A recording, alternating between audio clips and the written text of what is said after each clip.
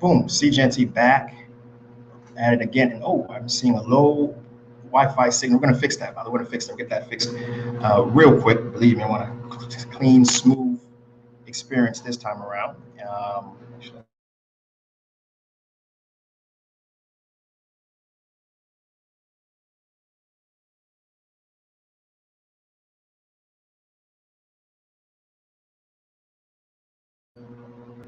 We got a great show for you. Just stay tuned. We'll do work the back end stuff, and we're gonna get this show started. Now, I'll play some video while we're taking care of some things, right?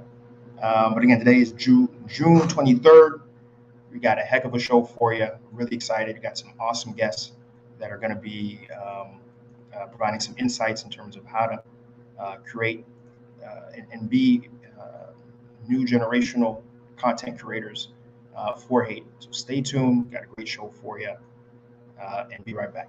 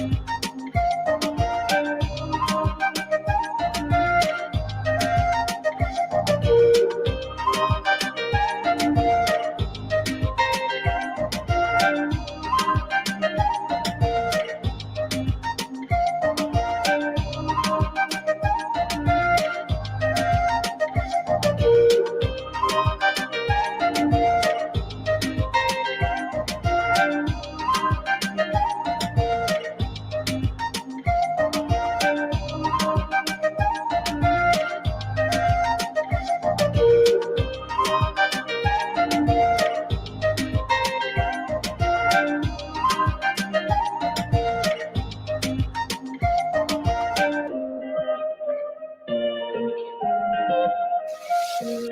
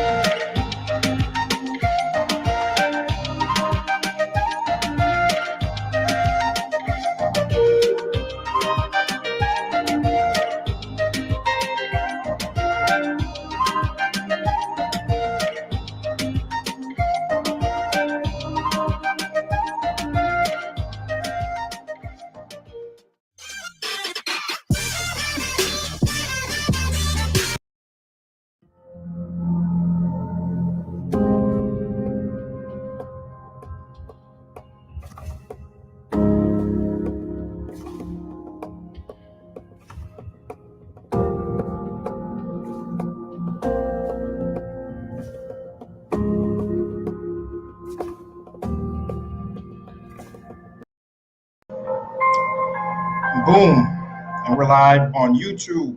We're live on Facebook. We're live on IG. We got IG going. Those watching IG, by the way, pro tip: get on YouTube for the interview part of the show, if you can. YouTube, SeeJeanty. The connection situation, I believe, is stable right now, which is fantastic. I did not want a very fritzy episode, but please, you guys who are watching, please let me know how the video quality is. 2 episodes back, I had a whole episode very grainy, very inappropriate. I paid too much money in Haiti for good internet to allow, connection issues to occur. So please make sure you guys let me know how the quality is. Okay, but welcome, folks. We got a great show for you. It's early morning here. I got about a quarter of my pate codé in front of me here. And yes, you guys are going to watch me eat this. And by the way, for you guys who may not know what pate codé is, I feel bad for you. If you don't know what pate codé is, geez, you got to get to Haiti and you got to change that. It's basically a Haitian patty, but so much better. It's so much better. Has that fry. It's deep fried. Anything deep fried, you already know. And they put real chicken meat in there. I mean, heck, they even put the bone in this mother. Depending where you go, they put the bone in there, right? And eggs and stuff like that. So yeah, I rushing to get here. I didn't finish the breakfast. So yeah, you guys are gonna All right. See me chow down on it. No shame. But per usual, let's get to the top of the morning rundown, which is a particular. Pour nous comprendre très bien, j'aurais imaginé que c'est un monde qui a pile amour pour payer nous, pile amour pour nous-mêmes comme monde, comme un groupe monde, Et raison m'a fait, activité qui m'a fait en créole, c'est parce que nous avons une obligation pour nous créer des contents pour les mondes connaît que Haïti sont l'autre bagaille nous. Nous avons une responsabilité pour nous retirer la main Fox News, retirer la main CNN, retirer la main tout et côté qui décide Vice News qui viennent tout le monde tout progressif haïtien qui a fait des belles bagailles à Haïti. Vice News décidé pour venir avec et Jimmy Cherizin et en plateforme pour nous parler. Si vous avez un monde qui a fait des activités grandes, vous devez contacter. On suivi rapidement sous n'importe interview qui me fait dans 3 ans que m'a fait et SeeJeanty Media. Avec nous joindre des gens qui me dit gourmet pour joindre un nouveau Haïti qui bon pour nous tous. C'est pas Jimmy Cherizé que vous venez ou descendre ou payer tout parce que vous connaissez ça c'est pas gratis vous fait rien. Payer ça veut dire ajouter sous misère qui existe dans le pays nous. Et pour bailler on est tout Jimmy en plateforme. Est-ce que vous comprenez? Mais c'est la raison parce que nous avons des Haïtiens qui a fait ton et en anglais pour partager ça qu'il doit partager. C'est la raison que nous comprenons. C'est la raison qui la fête en anglais. Et puis, j'aime dire là, joue que l'autre monde a fait même bail m'a fait, m'a bien content pour me gaspiller tout. Bon, je vais anglais là, mais je consulter sur créole là. Pour partager j'aime des préférences à vraiment pour faire un créole. Je ne sais pas si nous comprenons le caractère. So, je vais retourner sur l'anglais un petit moment. Mais c'est ça lié. Et bon, une raison qui est bien, vraiment content qu'il y ait un épisode aujourd'hui, c'est que nous avons des content creators qui ont fait des belles bagailles et déjà annoncé qui est sur déjà. Et Rudy B avec Abed GL et Rudy B qui fait parler en anglais, oui, en anglais. Et then Abed GL qui a fait un pouce, qui a créé des images professionnelles et en l'autre niveau et qui a venu après Rudy. Et ce démo est vraiment intéressant et bien content pour présenter aujourd'hui. So, c'est ça. OK. So that's the usual top of the episode stuff where I break down that hey, first off, your boy can speak a little Creole. First off, get it right. and secondly, I have a lot of respect for Creole. It's no shade. It's now I have no complex. A lot of folks have a complex. Oh, I'm too good for Creole or picky up. It's not that at all. It's just that not just me, we have an obligation to create content for the world to understand what Haiti is. And we got to take it out the hands of CNN, Vice News, Fox News, all these places that really just focus on the absolute worst. And that's why we do what we do. And that's why we do it in English, because English is, love it or hate it, it is the international language. It's international language of business. And until Mandarin takes it over, and when Mandarin takes over, I'll start doing this in Chinese too. Whatever it takes to, get this image of our country to change, because we are ultimately how we see ourselves. Very, very important, right? Of course, the book is out. Just FYI, you guys got to know the book is out. 101 ways to make money in Haiti, lucrative business ideas, insightful success stories, and interesting business opportunities for visionary entrepreneurs. And get that at SeeJeanty.com/shop. I'll put that on the screen real quick. It's a book that's doing fantastic. I'm just humbled by the 5-star reviews that we've had thus far. I've had folks who came up and told me that, hey, they've been influenced by that book to execute and start their business ideas. And that it's not just ideas, it's also case studies of folks who are doing it and how they did it and how they overcame, right? And listen, if you guys don't know how to move forward, I create this book because I get so many DMs. Hey, Chris, I want to talk to you. I have this business idea. I have this thing I want to do. Listen, I don't have the time to be talking to you guys as much as I would like to, because I'm doing my own business ideas in addition to SeeJeanty Media. So I created the book so I can generally help, as I came on this platform to help folks. So SeeJeanty.com, go check it out. The fact that I don't do the live show as much as I used to makes me, I feel guilty about it. But there's still an area where we can still, pass on information, pass on imagery, pass on content that's doing fantastic, phenomenal work. For example, the 2 folks who are going to be on this show today, I've been passing their their episodes and their stuff in this group, SeeJeanty Action Group on Facebook for quite some time. So if you want to stay in the know, in the now, in terms of what's going on in Haiti, go to SeeJeanty Action Group, and it's a community-led space where folks are always sharing fantastic imagery, and even I'm impressed, right? The next thing I want to share, of course, is the private WhatsApp group. The private WhatsApp group is a space where, well, it's like basically our Patreon. It's a space where I'm in there personally. I provide my resources. I provide anything folks are trying to do. I'm in there, and on top of that, we've got 30 to 40 folks in there as well who are. It's not just one guy. That's one thing I want to make sure everyone understands. Haiti's not going to change by one guy. I think Jovenel learned that the hard way. Regrettably, one guy cannot change Haiti. It needs to be a movement to help change this country. And in that private WhatsApp group, generally, we have a movement. We have folks in there, some of those productive, knowledgeable, folks that I know thus far. And what's cool about it is, for a monthly fee, they're allowing this SeeJeanty media to exist, to go on. So we have a whole group. I got camera guys. I got showrunners. I got there's expensive equipment in this. Recently I just bought this bad boy here. Check this out. Check out this lighting, huh? And that and all that has a cost, right? And so that contribution allows our content, the things that we're trying to create, to blast different Haiti to the world, to exist.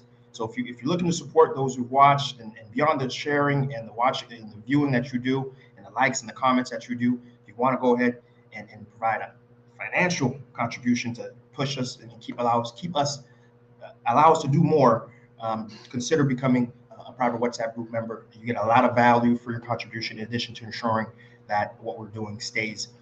Also, of course, hyperdistribution.com. It's really the what has been pushing me du jour.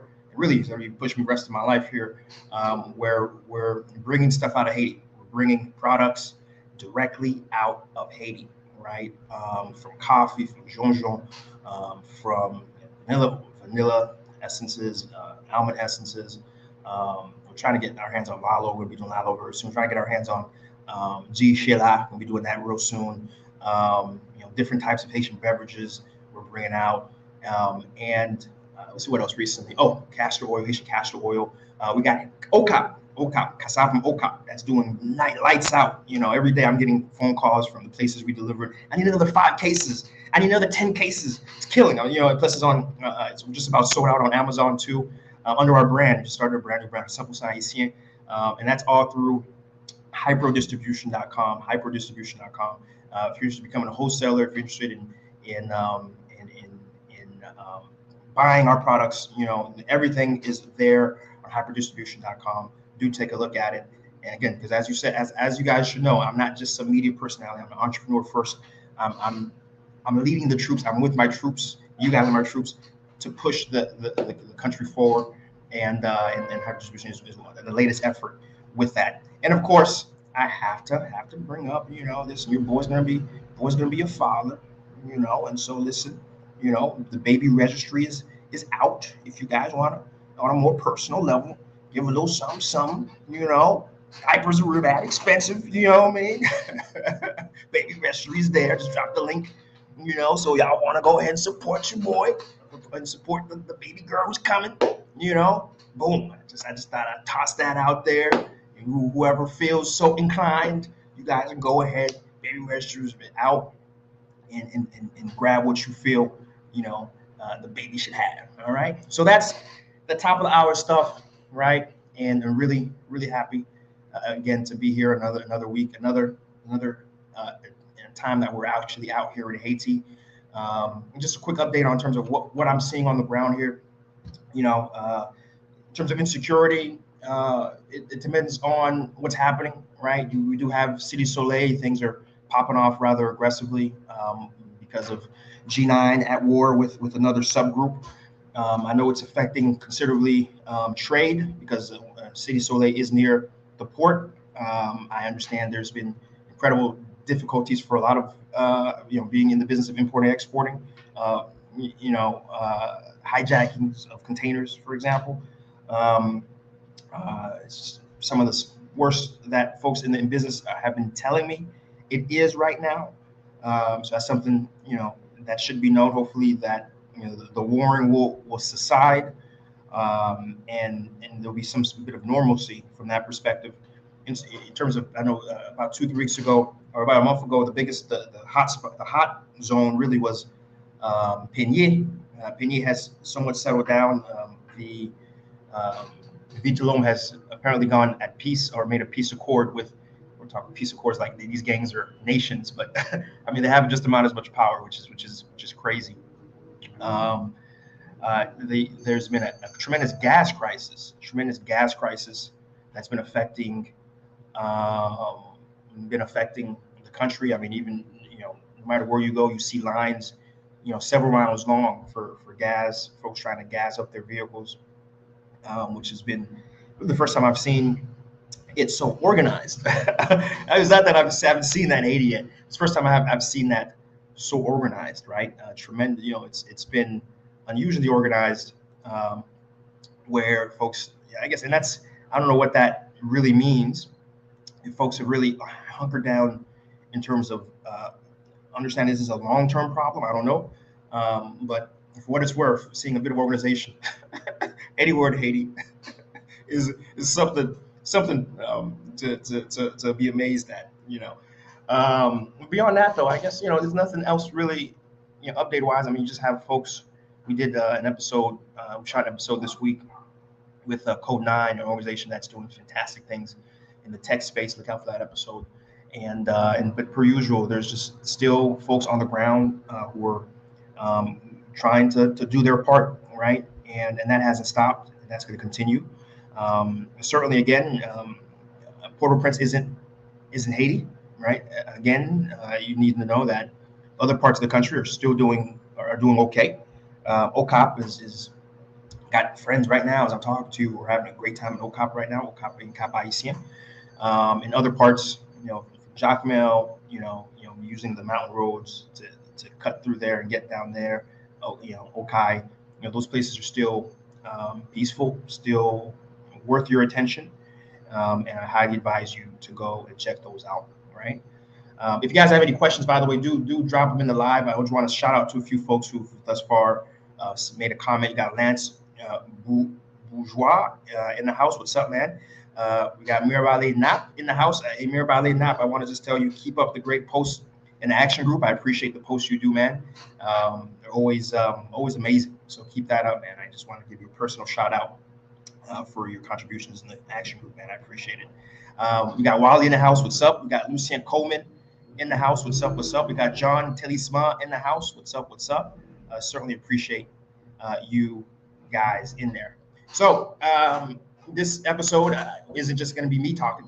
It's going to be our guests, and this is, I want to start to transition and get our guests on board and on screen. So our first guest is Rudy B. Now, Rudy, excuse me, I said Rudy. Those who know me, I'm terrible with names. But Rudy B, as you go, will be on at the moment to correct me, no matter either which way. Has been someone who I've been watching for quite a bit. She's been doing some really interesting content, showing on the ground perspective in terms of what's happening in Haiti. A vlog style showing her personal day and her personal movements in and out the country, or in the country, right? And I appreciate that, especially she's I was gonna say she's the first female content creator, but that's not true. One of the first folks I used to watch way back, and actually kind of really inspired me to do this, was a woman by the Daisy Love. There's a number behind her, Daisy Love something. Some number, and but she never really showed the day in the life. She would just come and talk, right, which is fine. But Ruti also shows driving, moving up and down Pitchonville, what she's cooking, going to different places, different stores, right? And again, it provides a perspective that is just really, really interesting. And so I'm honored that she accepted to come on. And so for the first half of the show, she's going to be on here. So again, enough of the intro. Let's get her on here. Let's get her on here. Hello. Hi, how's it going? Yeah, how are you? I'm I'm good. I'm doing good. well. I'm happy to be here. I was so excited when you contacted me because I've been watching your content for a long time. And so I was like, yay, I'm going to hop on for sure. Thank you. Thank you. Now, first off, me meter um accent haïtien sous nom. Rudy B. What do I Yeah, wait? a lot of people used to call me think it was Ruddy because of the way Yeah. it's spelled, but it's Okay. really a play off my real name. So Okay. that's why it's Rudy. But in Rudy. high Okay. school, someone used to call me Rudy, like Rootsy, but she would Okay. pronounce the T. And then I was like, that should be a good nickname. And then I kept like using it as my username, and everybody would be like, Ruddy, why is that? And I was like, no, it's not Ruddy, it's Rudy. But I couldn't change it because my name is RUT. That's the Yeah. first part of my name. Yeah. So I wanted to just go off of that. So yeah, it's confusing. I try to say it as much as I can in my videos because I know people probably are saying it completely wrong. So the But it T, is Rudy so B. the T's make it basically makes a D sound.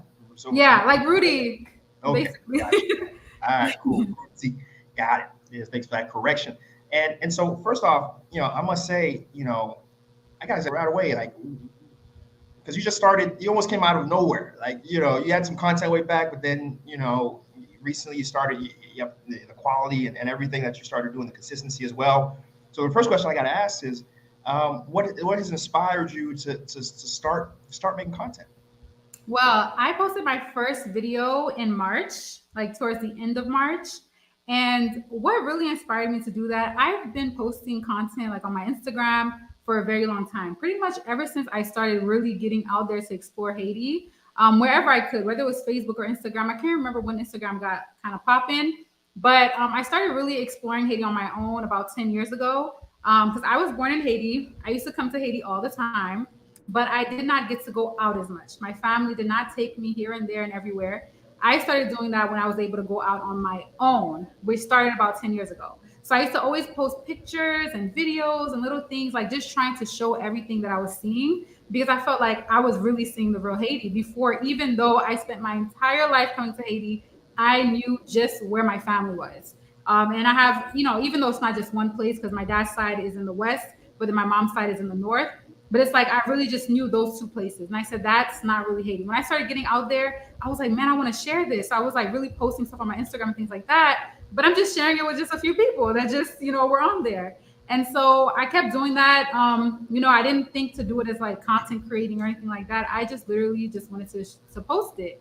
And I was like, if the 50 people, the 50 Haitian people that are on my Instagram see it, great. Because then they'll see there's, another side to Haiti too, like how I saw it. Because obviously, everybody that was on my Instagram wasn't just Haitian. But I just kept thinking, the people who went to school with me and, those Haitians, they'll see it. And I just, would do it. And then once I moved here, I started posting even more. And I remember my cousin was like, you should start a YouTube. And I was like, no, I don't want to go on YouTube. Too much stuff, too much drama, too many comments, too much, whatever. I was like, I don't want to deal with that. And she was like, you really should. And then maybe like a year later, she said the same thing again. And I was like, you know what? I have a lot of equipment here because my husband has been on YouTube for several years. He does tutorials on beat making and anything related to producing. His name is Simon Beats. On And so YouTube as we well, teach.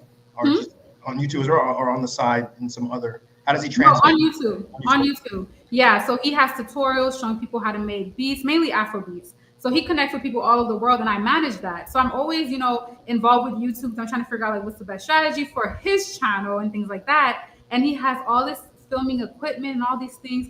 And I was like, you know what? Maybe I should start vlogging. So we went to Road to Cameron for his birthday in January. Mind you, I didn't post that video until March. We went in January, and I said, you know what? Let me vlog. And so that's how I started vlogging. I just did it like that. And it took me a long time to actually post. I didn't post it, as I said, until March. And ever since then, I've been posting, as much as I can. And that's a great story. And the inspiration, I guess, is why not? You're here. You're experiencing a type of you're experiencing Haiti. That a lot of folks are seeing.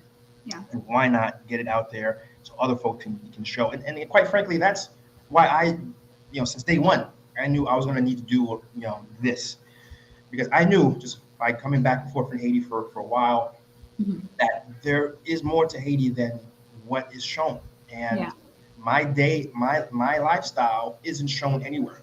And so I was like, okay, I'm going to do that. I'm going to, show different things, restaurants, hotels, different places, and the people behind it, right? Because again, it's important that that imagery is shared, because at the end of the day, as I mentioned, we are ultimately, how we show ourselves, right? Yeah. So you've been in Haiti for a while, and I did watch your intro episode. I do recommend you guys. Rudy did do an episode where she broke down, herself from A to B, and that's, I think, one of the first episodes I saw of you, actually. So it's there, so you can get clip notes. You don't have to go through the deep dives. You have to go and watch it. But so what were you doing in Haiti, before you started vlogging? And ultimately, why did you come back? You said, what did I do while in Haiti before? Professionally, I guess maybe a two-part question. Let's focus on the first part, I guess. Okay.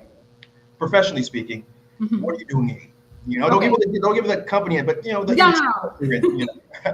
I still do what I did from the beginning. So I am a Haiti program coordinator for a nonprofit organization, and I still do that. So that's why I only post maybe once a week.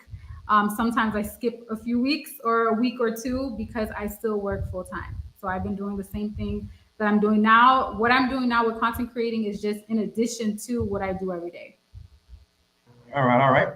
And how did you get to Haiti? Like, what was that process like to actually transition and be, full time on the ground? Like, break that down to us. That transition, because you were in America. Where were you, by the way? In Maryland.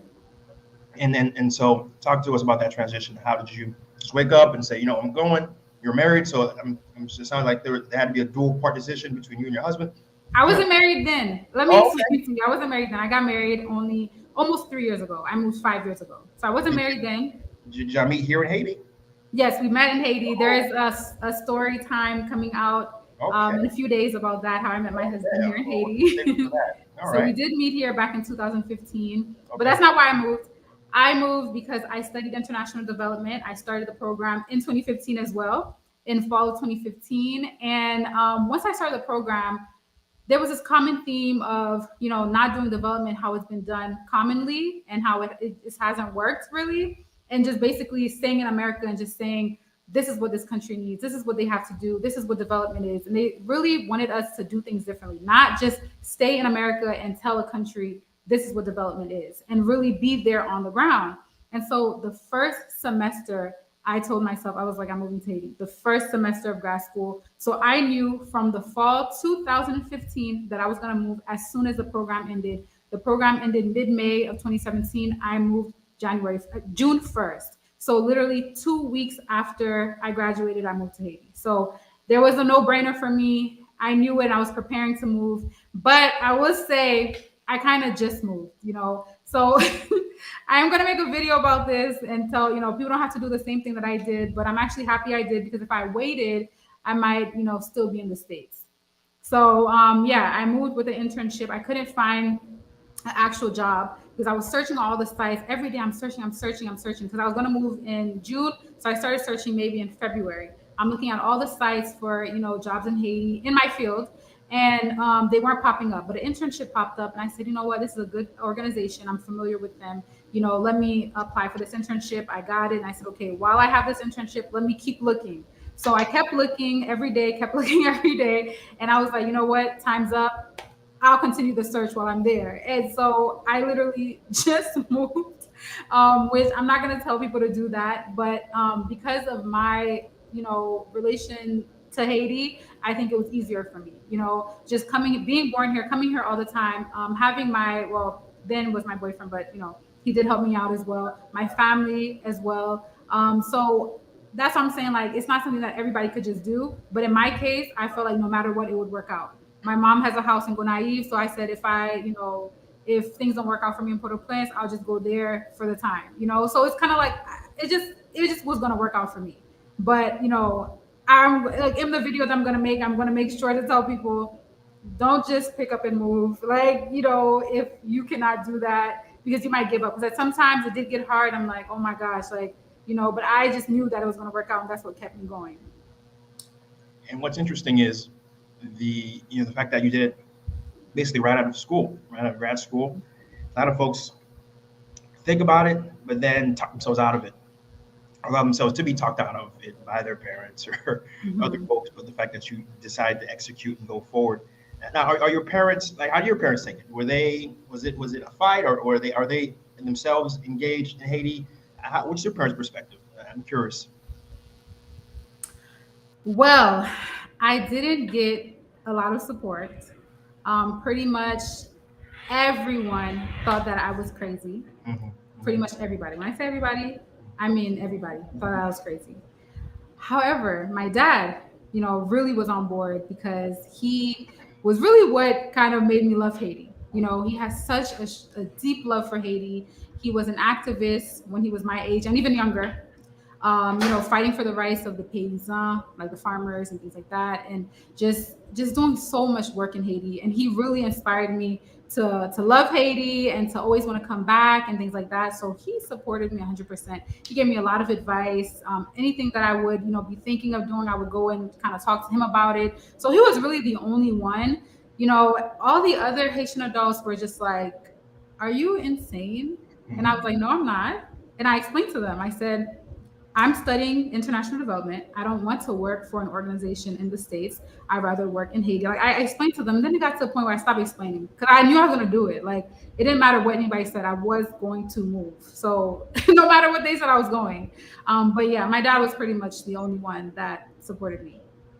I can relate. Same thing. My dad was the one who was the most passionate about Haiti, and it was tough. It was tough. My mom, we had our disagreements for quite some time because mom is the one that can be most caring, about her baby boy, baby girl, so I can empathize with that. But eventually, they got on board, and in fact, my mom was trying to get here. The recent bout of X, Y, and Z is kind of what's keeping her out, but she's really anxious to try to come. And so that's a big 180 from her perspective. Because before, I remember, she was like, "There's no, you could pay me, I wouldn't, I wouldn't go." But now she's actually waiting to come, and that's really in part of because of the things I was showing.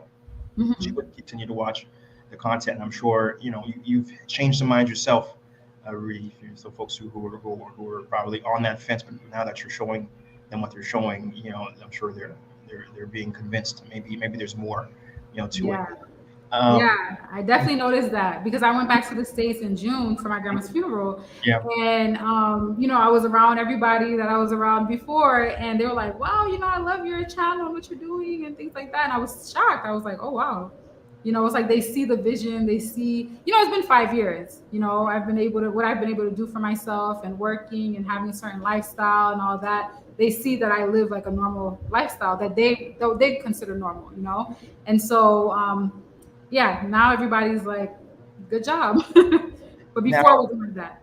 Now transitioning, I remember, listen, when I first got here, it was 2017.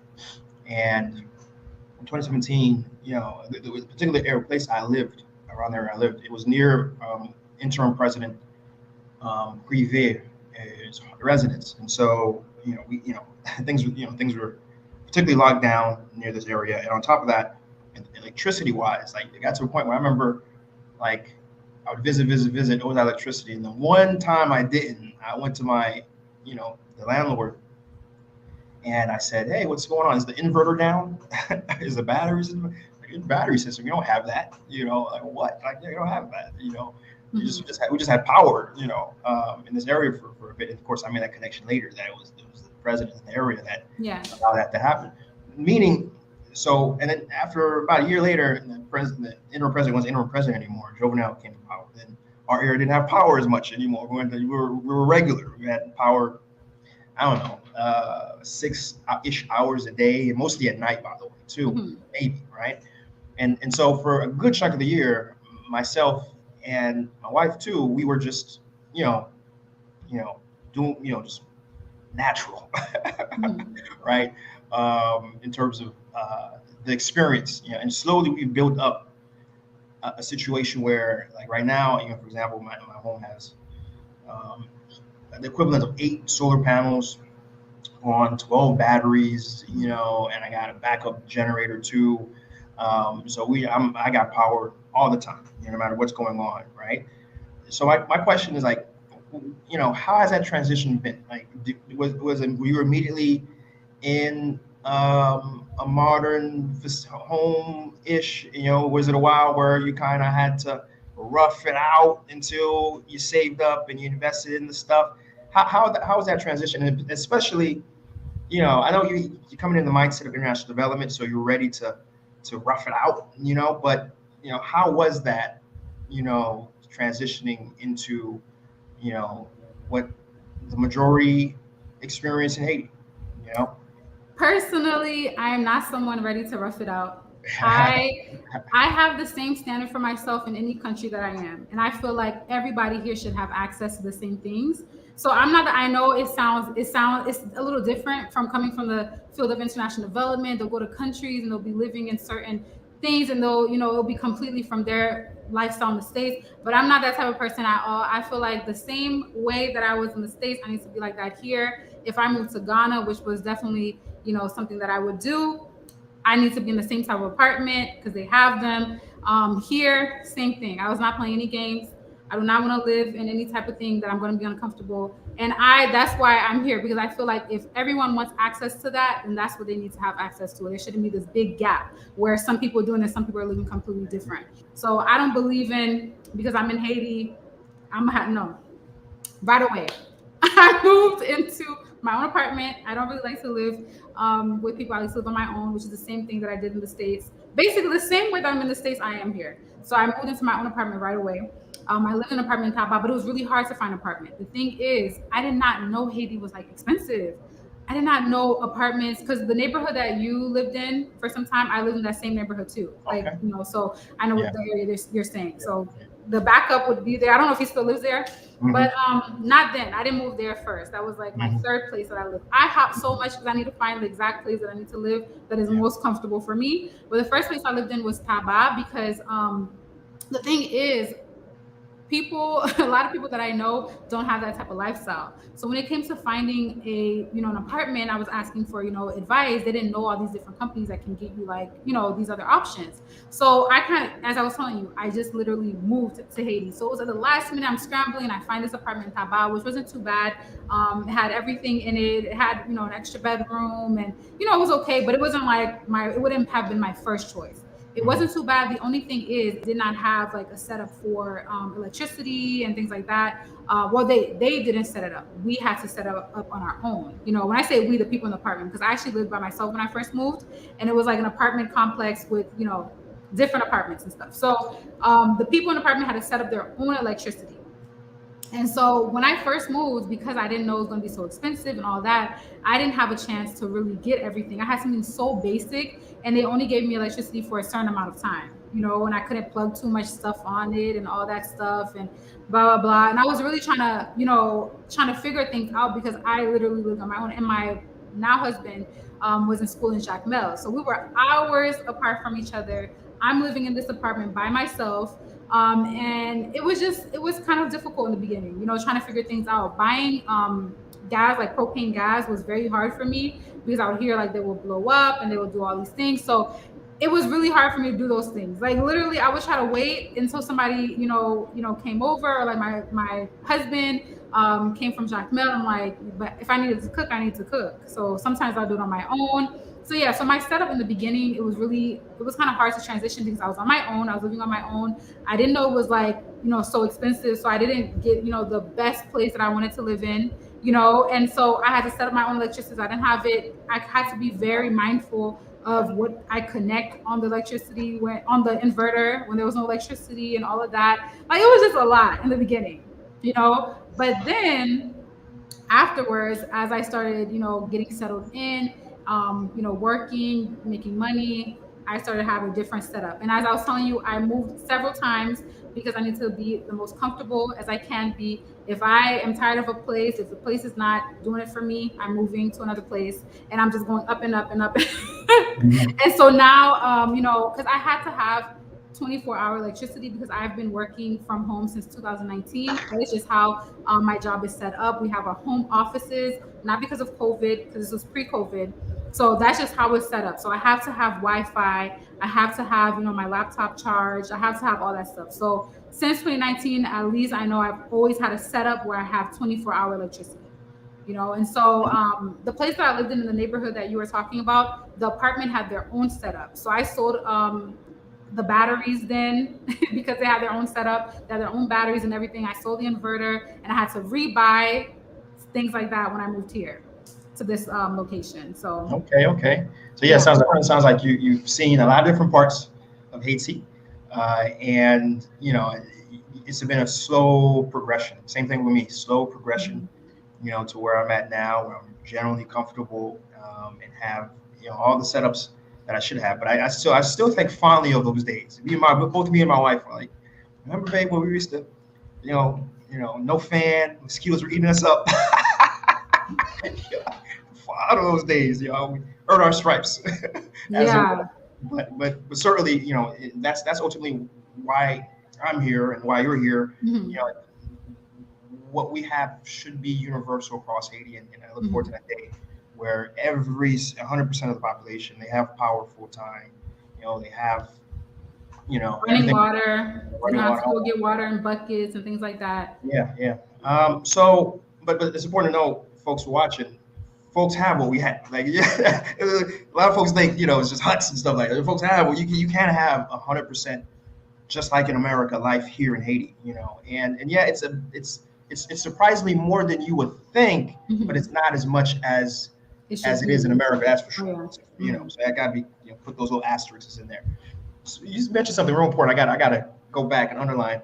So you take care of your own stuff. Does that mean also you drive yourself? And if you do, tell us about that. Absolutely. Okay, break that. That's episode. No games. That's episode you gotta do, Rudy. Because a lot of women, some women are could be a little, oh my God, even some men, I can tell you. So tell us about driving an Haiti yourself. Yeah, I've been driving since the day I moved. The thing is, in my vlogs, I have to get another camera where I can vlog when I'm on my own. But every time I'm in the car, I'm with my husband because I need to be able to vlog and stuff like that.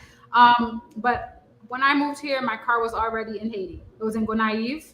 And so we had to go and get the car from Gonaive and drive it back to Port-au-Prince. And I sent it to Gonaive because it was gonna be easier to get it than sending it to Port-au-Prince. And so so I had my car the very first day. I had to drive myself because, as I was saying, my husband, who was my boyfriend then, wasn't even in the same town as me. So I'm a very independent person. I cannot wait for people to come around, and so I would have to drive myself everywhere. The first week or week and a half, I was very nervous.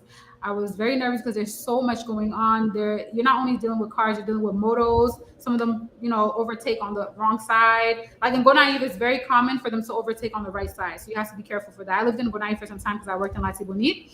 And so you have to get used to that. You have to get used to motos just coming out on the right side, even though they should be overtaking on the left. But you have to deal with motos. You have to deal with goats crossing the street because you don't want to, run over anybody's goat or anything like that. You have to deal with people it was just so much, and people not respecting the lanes, and just like the structure that you have driving in the States that you don't have here. So it was very scary in the beginning, but since I had to do it on my own, I adapted very quickly. And now, when I went to the States and I was driving, I was nervous to drive in the States. I don't know why. I was just like, oh my gosh, so many lanes, highway, and all this stuff. I was like, there's a aggressive style driving. I do in Haiti that I actually, when I'm in the States, I have to, oh, Chris, you can't do that, Chris. You can't just, for example, stop signs, I can just go, because in Haiti, that's how, the style in Haiti is you kind of poke your head out and you force them to let you in, right? You know what I mean, right? You have to, if you don't force them to let you in, you won't get in. And so in the States, it's different. It's more of a quote unquote courteous, hey, go ahead, chum. And I gotta kind of walk myself back in terms of the, take charge style that you have to be in Haiti. So I empathize with you, but no, I fully adapted. One of the first things I realized real quick I had to do, even before having anything else in my home, I had to have a vehicle. I had to be able to move around. I did the tap for a little bit. I'm like, it's not AC. It's too hot, especially when I first moved to Haiti. It was in the summer, so I'm like, I ain't doing that. Didn't really trust motorists to be on the back of their motorcycles. But since then, not only do I drive, I also have a motorcycle. Nowadays I have my own motorcycle, and I motorcycle quite a bit In the around city? town. Yeah, Or when you go other in places? the city. So I did a stint in Jacmel for about a year. I was Okay. out there setting up two major ventures, a chicken farm and a boulanger. And while I was there, initially I was driving back and forth, but then I couldn't because of the insecurity, Matissa and everything. And even La Bouldouze, the road up top, became hard to pass because of other stuff that was happening. So I was flying. And so as I was flying, I needed some sort of transport. And so I got a motorcycle while I was there. And that's how I kind of first learned. I cut my teeth in the provinces. So that's first off. It's a lot easier to cut your teeth and learn in the provinces how to motorcycle. But then, once you get enough experience, and even driving and motorcycling in Port-au-Prince isn't so bad. And now that's my preference. Even this morning, real quick, that's one reason I was a little late. I was like, I had to grab breakfast. So I got on my motorcycle, boom, start that sucker up, cut through traffic. Now I can't imagine, my preference is 9 times out of 10 on my motorcycle because just the traffic is so bad. You know what I'm talking about, right? The traffic is so bad. And so just be able to cut through traffic and just kind of shake my head. I feel bad for the drivers. I'm like, poor job. What? And on top of that, listen, to be quite frank, I don't have anything, in terms of insecurity, if something ever to happen, I think I can avoid, I can avoid folks a lot easier on a motorcycle than a car, you know what I'm saying? That is true. That's part of it too. That is true. So, but on that same lane of traveling, it sounds like you do a bit of traveling. I know you did a recent video where you're going to Jeremy on a helicopter and then Okai. So it sounds like, do you really do a lot of traveling for your job? And tell us about that. How is that experience, going to these different places and doing this development work? Break that down to us. It's really interesting. I haven't really had someone to talk about that yet. So please break that workflow, work style, that work life, out for us. Yeah, so for the most part, I actually work from home in my office. That's actually why I don't vlog as much because I'm like, it'll be so boring. However, we do have visits that we do. Like I actually have to do the monitoring visits. So we visit our partners to see how their programs are running, and our partners are all over the country. So say they are in Jacmel, then I'll go visit them in Jacmel. Say they are in Okap, then I'll go to Okap. So it depends on where they are. Right now, because of the current situation, I haven't done as many on-site visits as I would. A lot of times we started doing like these remote visits where we will do everything like, from a distance, which isn't as fun. It's definitely, much better to be able to go out there and visit them and be there. And when I do that, I get to, see a new place if I haven't been there already, or get to travel and do things like that. So I love actually being able to go. But sometimes it has been a little difficult for the past, I would say 2 years.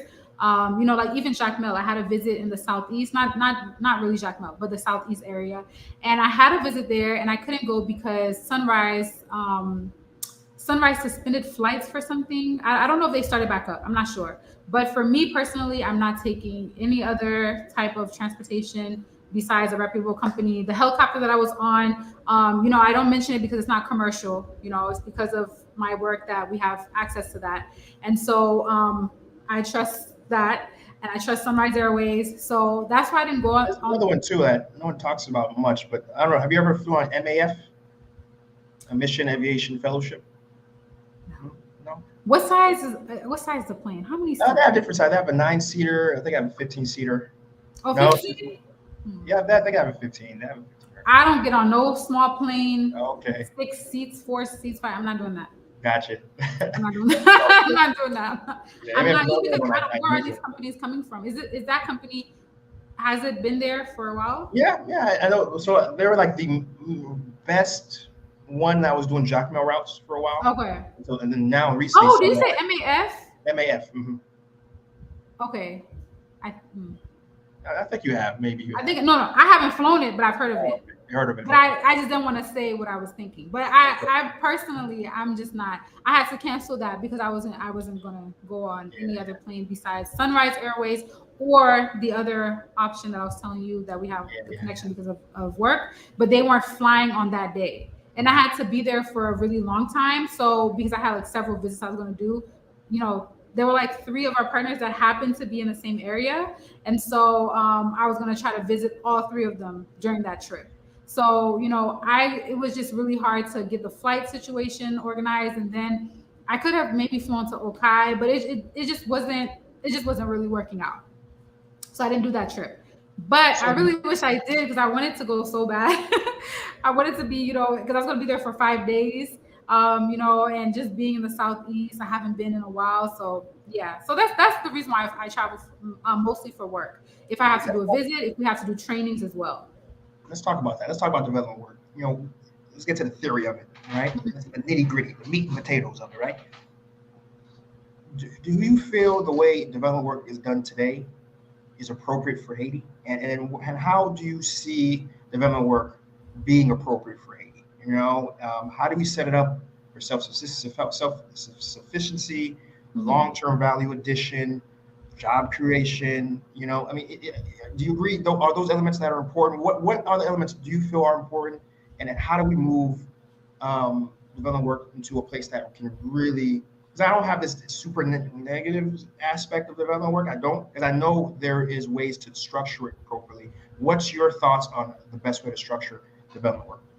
Okay, first I would say, looking back at the past decades, development work definitely hasn't been done properly in Haiti.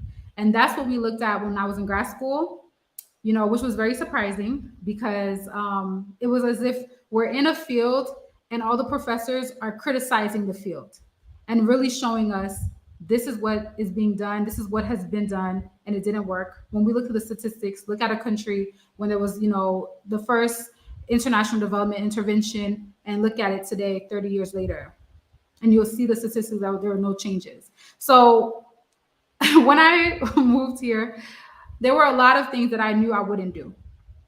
That's what made the job search a little hard. I'm not going to work. I don't want to, go into too many details of what I wouldn't do, because I know a lot of people may, work in those fields and things like that. But I was like, I'm not doing a lot of this work that, people just come, do something real quick, and then they leave. Once they leave, it all crumbles down. And so it isn't sustainable.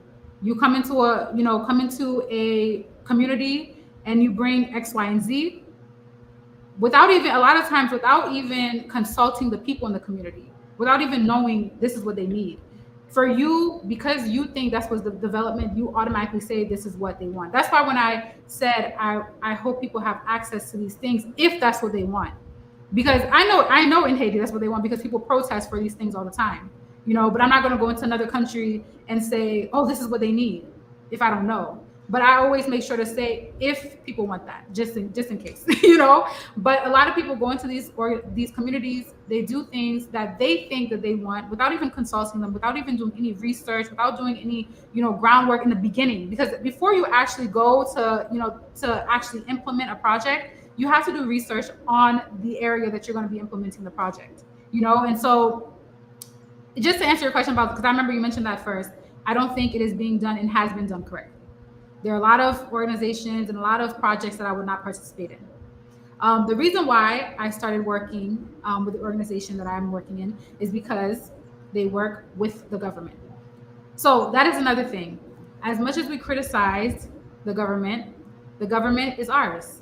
Whatever the government is doing is ours. It's not going to leave when the project ends if they actually are running things smoothly. So if we have people coming in for every single thing that we need, how is that ever going to, change? How is anything ever going to change? When they want to leave, they're going to leave. Like, that's just somebody doing something for you. So that's the reason why I wanted to work, on this specific program, because I said, okay, it works with the government. They work all over the country. We actually don't implement the projects. We have program partners all over the country that we assist. So that's why I wanted to do that, because I felt like that is something that is going to make some type of contribution that is more sustainable. And so that's why. So I was saying, I don't just hop on any type of thing. People always invite me, can you work on this project? I'm like, did you do research? Did you do, what did you do? How did you go in? Because aside from my actual job, I actually volunteer in my hometown Plaisance. And when I am leading the reforestation project. Before that, we did focus groups.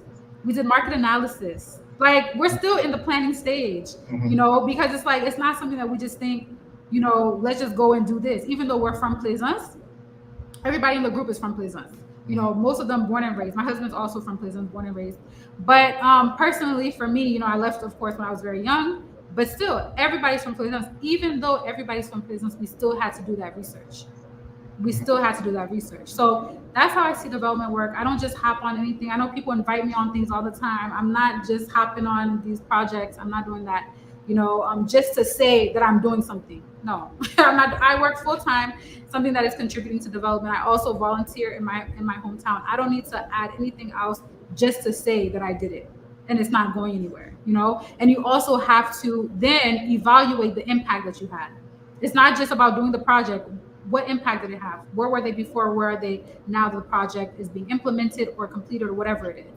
So yeah, I don't want to talk too long because I know I could talk a lot. Oh, it's interesting. That is fascinating. You opened the can of worms of questions for me. For example, the intersection between the government and I mean, would you consider, is it can I say NGO, right? Mm-hmm. Okay, so the intersection of the government NGO, that's interesting because that is very uncommon. Typically, NGOs do take a stance to keep away from the government. And even myself, in what I do, as much as I interact with the government, as much as I try to, you know, especially recently because of my importing and exporting I'm having to interact with the government more, you know, and I can tell you it's not a pleasant experience.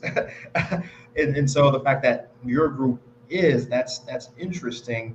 Do you think do you feel they're receptive? Do you feel they're actually taking it serious, proactive, and do you feel long term? I know the goal is to have it be sustainable, but do you really feel it's gonna be, given your experience thus far with interacting? I mean, this is just one sector in the government related to health. So we all, you know, Health. not all of the government agencies are the same. You know, it's really hard to say this is going well, then that means everything else will be going well. This is just one sector, which is dealing with not even all of health, which is just the nutrition part of MSPP, you know? So this is not even, it's one sector, which is very important because it is the livelihood of the children. Because we focus mainly on children and pregnant women as well. So of course, it's gonna help people who are here, you know, so, but the thing is, it is just one sector. And so this sector, I think, works better than others. You know, I have been, not just on a personal level, not just for work, but on a personal level, anything that you try to do involving the government is very complicated, very difficult. A lot of people get turned away. A lot of people probably give up because of that, you know, and that is actually why I didn't want to work directly with the government. I was like, I couldn't, even though that's what they were trying to like, you know, we're leaning towards like really doing something for the country, like that's actually for the country. But for me personally, I could never, let me not say never. Right now, I would never do that because I'm like, I cannot walk in that direction. You know, I cannot do things that you are, you know, doing or trying to tell me to do because that's how it was done. You know, I cannot go into corruption. I cannot do any of that. Like I have to, you know, so that's why I was like, that's not an option for me at all right now. But I will do something that collaborates with them because I know at the end of the day it's for us.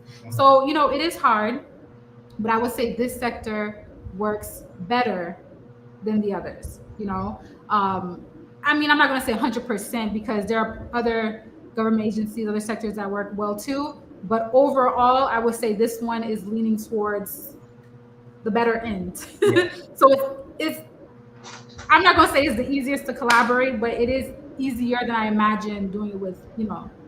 And I can tell you, you know, the day, you know, Haiti will only really change when we have people like you, Rudy, in government, you know, and because we need folks who have those philosophies that just want to get stuff done, want to avoid corruption, you know, and you have that experience, you have the capacity. I mean, your background in development. I mean, the government should be fighting to get people like you in roles where they can impact.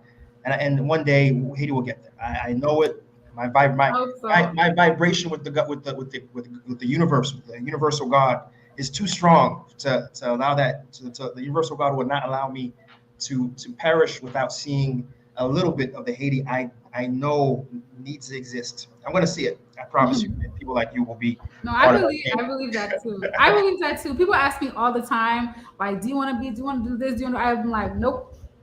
Mm-hmm. Not right now. Not right now. That's what I say too. But all roads lead to the government, and yeah, we need good folks in there to get things done. I really hope one day for sure. But to bring back the conversation back to content creation, what has, where do you, I mean, given everything you said, I'm just thinking myself as a content creator, oh my God, I got so much stuff I can produce. I can go to, the where I'm doing in your hometown, that work, can't wait to show that off. And even when you're out in Provence, for example, our next guest, Abed, one of the things that's really interesting about him is when he's out, he's majority out in Provence, he's showing different aspects and elements of that lifestyle. I'm sure I can imagine maybe that's something you can consider doing. I don't know, just for what you've talked about today, I have so many things I'm like, oh my God, I want to do for you. So tell me about that. Where do you kind of see, the content creation going for you? Like, what's some stuff that you kind of want to do? Because that's two parts of the question, right? So there's where you see yourself going in the content creation, and then the second part is like, are there stuff that you have some ambitious things you want to do, but maybe you don't have the equipment for, or something else preventing you from doing it, or are you gonna do it? Break that down to us. The future of content creation for Rudy. Right. Okay, so first of all, I am getting involved in so much. So I only have like 11 videos posted. So in the beginning, everybody was like, do this. And I like, those things are coming. They're coming. I have a long list of videos that I have to produce. So many different ideas in Plaisance, ideas in other places as well, coming soon. But I'm trying to post as much as I can from here, because there are a lot of other videos, but I want to have like a mix, and I want to see what people are interested in. I take all the suggestions and I put them down. There's so much coming. There's so much that I'll be doing. I want to highlight different towns. I don't want to just be in this area. That's why I know people like vlogs. I can tell from what they watch on my channel. But the thing is, it's like, right now, I don't want to keep vlogging the same thing over and over again. Like, I want to vlog like different experiences, but it's like, you kind of have to post more often. I'm trying to post as often as I can, but there's just so much more that they're going to see. And I think that's why people stop asking as much, because they're seeing them come, little by little, because I'm like, they're coming. So for your question about what is kind of preventing me from doing those things, it's really time. Because I was telling you, have this long list. And when people give me suggestions, or when I think of something, I already start thinking how I'm going to do it, because I want to do it as creatively as possible. I don't want to just put it out there like this and things like that. So I already start taking notes. I already say, this is what I'm going to do, this is what I'm going to do. But it's a matter of time, because I have a full-time job, things like that. Like, even when I went to Okai for work, I couldn't even do it as like an Okai travel vlog, because I couldn't get out as much, And I know people are like, go to Jilin. It's like, I can't even count the amount of times I've been to Okai. That's the place we go eat every single time. It's like the things that they were telling me, I'm like, I do that every time I go to Okai, but I couldn't really show that. That's why I didn't title it travel vlog, because I was just in one space. We were doing a training, and I was like, it would be interesting to film the ride there. And I was so upset because the helicopter window was so foggy and messed up, and I was like, if it was clear, it would have been so perfect, But I said, let me take this content anyway, because I already know I'm not going to be out as much as I want to in Okai. So I have so many ideas, so many things that I'm going to do, but it is going to take some time for them to roll out, because this is not something that I do full time. I have a full-time job, also help manage a business as well. Like, I have so much going on. So that is my biggest issue, is time. I have a question, because I realized that myself really quick. I remember when I first got to Haiti, I was trying to do both. I was trying to start a new business and do content. And really quick, I was like, I couldn't do both. There's just, and so I made a choice. What am I? Am I an immediate content creator, or someone who came to do business? And the answer was, I came to do business. So I took a pause for many months on the content creation side. And then the moment I could, I did, but I knew I had to do it differently. And that's right when I hired a videographer, and I directed. I became more of a director rather than the director and editor. Have you considered, or is that a possibility maybe to hire an editor to help you kind of balance your time a little more? What's your thoughts on that? Not now, because the type of content that I have, I feel like people are interested in me and my life. You know what I mean? Like I love watching your content because you're showing different things. You know, a lot of things I've a lot of places I've been, but I still like to see it the way that it is captured. I love to see it that way. But in my case, I feel like I have to be there. Like I have to be there to create the video, you know? And so I don't want to stop because I see that people really like my channel. I did not know it was gonna go like that. Like I literally posted my video 4 months ago, my first video 4 months ago, and for it to just go like this, I was like, wow, people are really interested. I thought it was gonna take like a year for people to find my channel. You know, I really did. I was like, it's probably going to take a year or something like that. I'm like, you know, how are they going to find me? But people were interested so quickly. And I'm like, okay, I have to, you know, make time to produce some content, you know, but I also don't let that pressure me because I'm not going to put something out there just to put it out there. You know, a lot of people, because if you're doing it for like money or something like that, you're going to just put out anything. Whereas for me, I said, I need to make sure I put out good content. If I have to skip this week, then I have to skip this week because I'm not going to just put out something that is just there just to say I put it out, just to make money, just to whatever. No, it needs to be good. So that's why I skip weeks. Like people will ask me, where's the video? Where's the video? Like people will message me, where's the video? And it's just like, it's not coming because I don't have a video to put out that's a good quality. I'm not going to just edit something and things are, you know, there that don't make sense. I'm like, no. So I'm not going to hire, as you know, your question, to answer your question, I'm not going to hire someone for now because I feel like I have to be there. But I am going to try to balance my time a little better so that, you know, I do have enough time to produce this amazing content that I know I have, that I know that people are interested in. I just want to see more of you, Rudy. So that's why I was like, you know, how we can leverage that, because that's a consideration to get to think about. And so metrics, what are you, like, how did you attack that? Because I know, for example, myself, 95% of folks who watch are abroad, for example. And I know generally like the time of day when they watch, you know, what type of videos they generally like to see, you know. So how do you take that? Like, how do you look at your metrics and how do you use that to create more? Like, you know, I just want to understand how another creator takes that element. Yes, I'm still trying to figure it out because of like when I first started, I couldn't see all the statistics. Like my husband on his channel, he could see everything. I was like, how come I don't see what time they watch and things like that? And he was like, it's gonna come soon. So then when that came out, I was like, okay, so my people are mainly in the States, which is really what I did it for. Because even though I get these hateful comments, I do have to block some people cursing me out for not speaking Creole. I said, yeah, no, that, people watching me are in the US. There's a reason why I started my live in Haiti.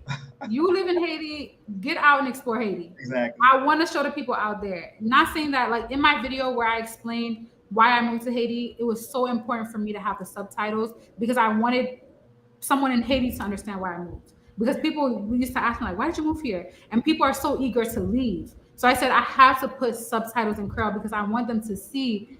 The best thing isn't always to leave. You know, you could leave for a few years, gain some type of knowledge or some type of skill or some type of something that you can bring back. Awesome. You know, but having the first thought in your mind, living your life just so you could leave here isn't always the best option. So that's why I had those subtitles. So sometimes if I have enough time, I can't even tell you how long it took me to translate. I did that myself. I didn't have someone translate for me. I translated for myself because my dad even suggested, he's like, why don't you hire someone to translate? I was like, but they have to speak English too. Like the person I have to find has to speak English and has to write Creole well, because a lot of people who asked me to speak Creole, it took me time to even read their comment because they write in Creole all types of ways. No, I write Creole how it is supposed to be written with all the accents and everything in the right place. So I was just like, no, I cannot hire someone to do that unless they speak English and they can write Creole properly. Because all the Creole questions, all the Creole comments to speak Creole, I was just like, what are they trying to say? I'm looking, I said, okay, that's what they meant.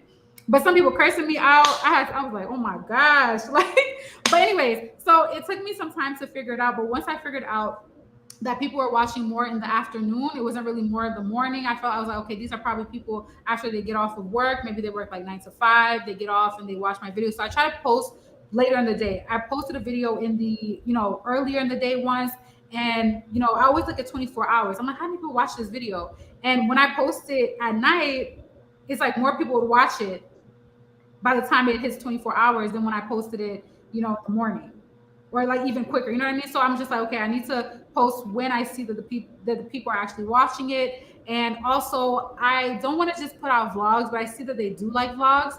But I want to put out more of these informative videos. Like I did a 40-minute vlog, not vlog, video on a Haiti travel guide. I keep wanting to say vlog, a Haiti travel guide that has so much information. It took me a lot of time to film and to edit, but I was like, this is really important. Of course, not as many people watch as they would watch a vlog, but I'm like, I need to have this out there because I need this information to be out there. So I still want to do these informative things, even though as many people don't watch them. They want to see vlogs, but I'm like, my life is kind of boring. Like I cannot. I mean, not that it's boring, but I work from home. Like I can't do anything extra. All the things that you see me doing is what I would normally do. I'm not doing anything extra for the vlog. This is my actual life. I didn't run an Airbnb, to film in. This is my life. Because somebody asked me if it was an Airbnb.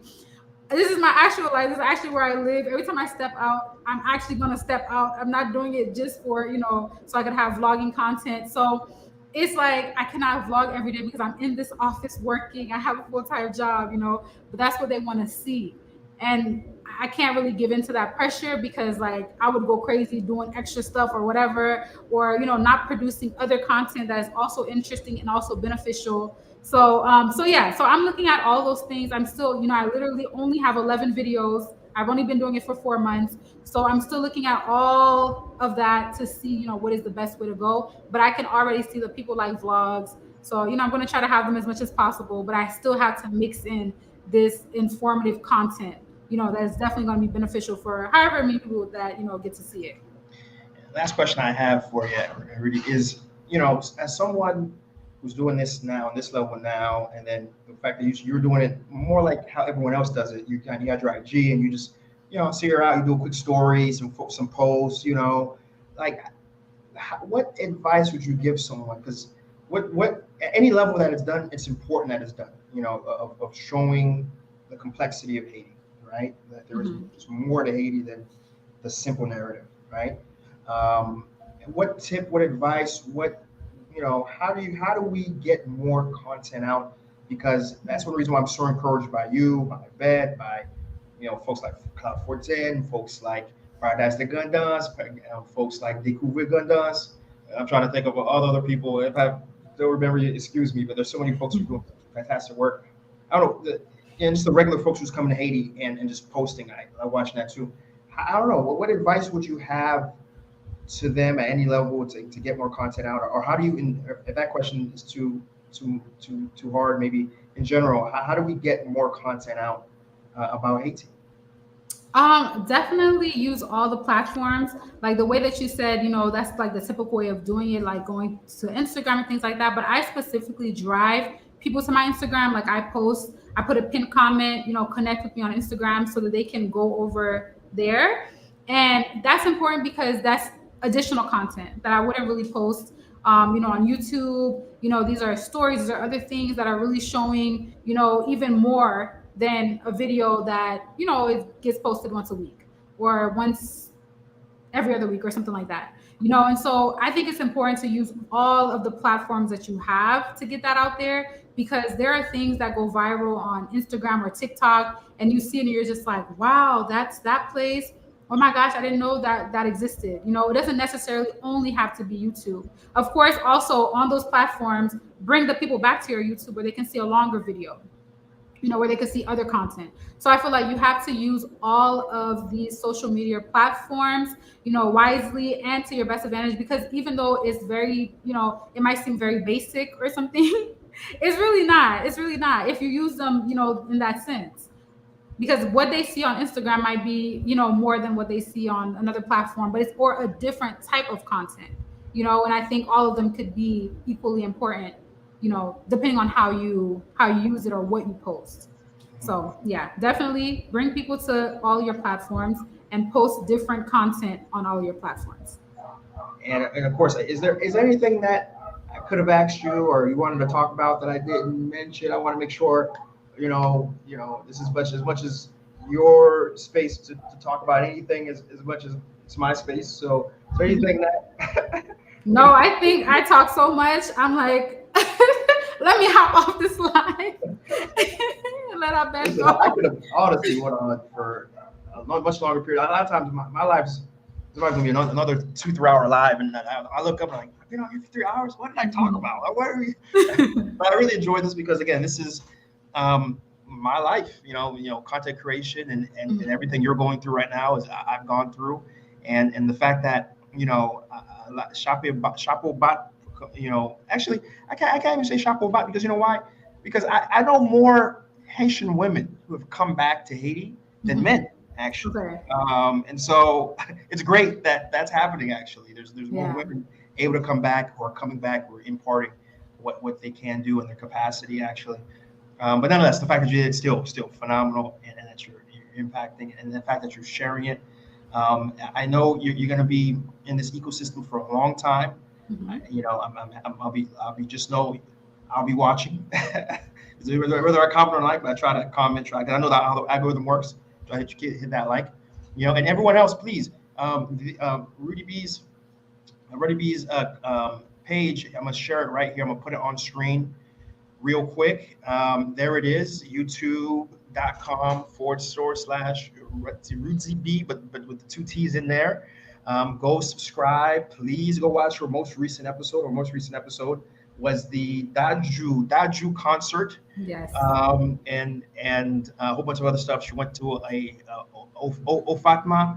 She showed the insurance. How do you renew your vehicle insurance, and show that aspect right to it. So and the Daju concert had some really interesting elements in there. Yes.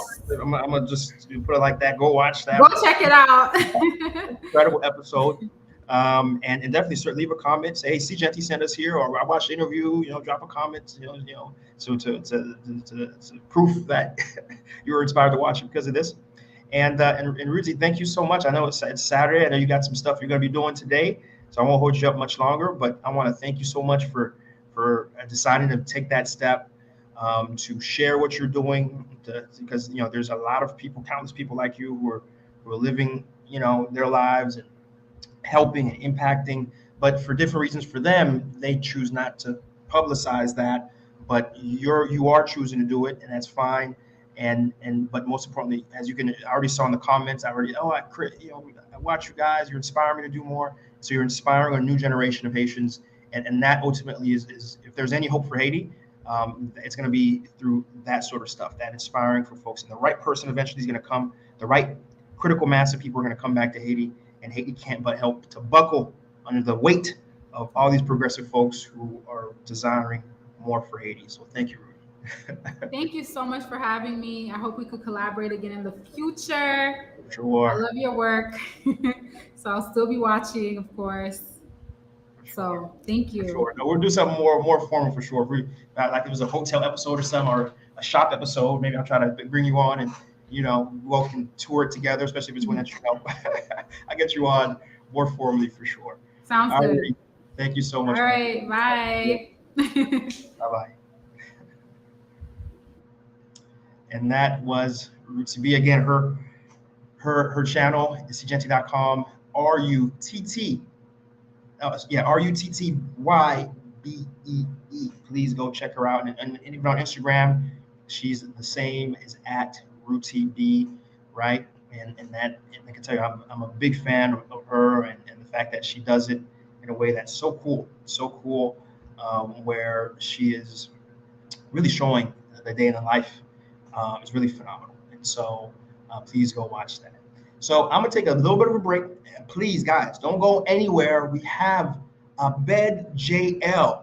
That's right, Abed JL Universe next. I know you guys have been watching Abed. I know you guys have been checking him out. His content has been phenomenal going out in the provinces.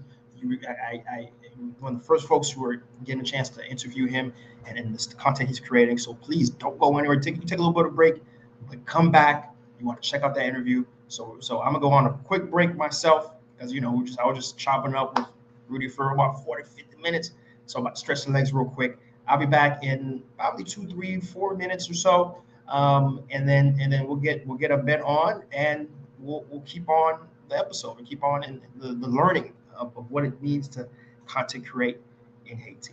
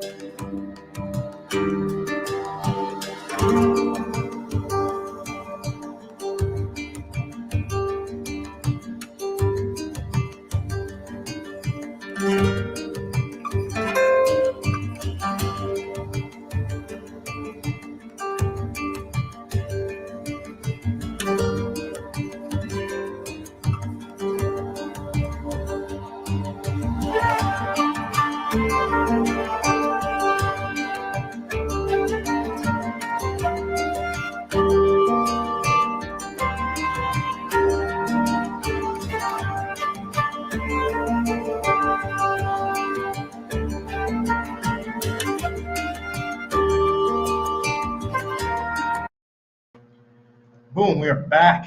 We're back. Thanks for the patience as we I got my energy back, got the water back in the system, stretched the legs a little bit. In this unique live where we have some of the coolest content creators who are doing their thing here on the Facebooks, the YouTubes, right? And it's been fantastic learning about some of these folks. I'm fans as much as you are, right? And learning about them in a much more in-depth, detailed way, and also learning about how they approach things and where they're going with their content and how they can do things. So it's been eye-opening. As I mentioned, our next guest is going to be Abed JL. Now, Abed, he's en route. He told me he's having some cell phone issues, and so, but I do expect him to be on in a few minutes. As soon as I see him pop on in the lobby here, we'll bring him on.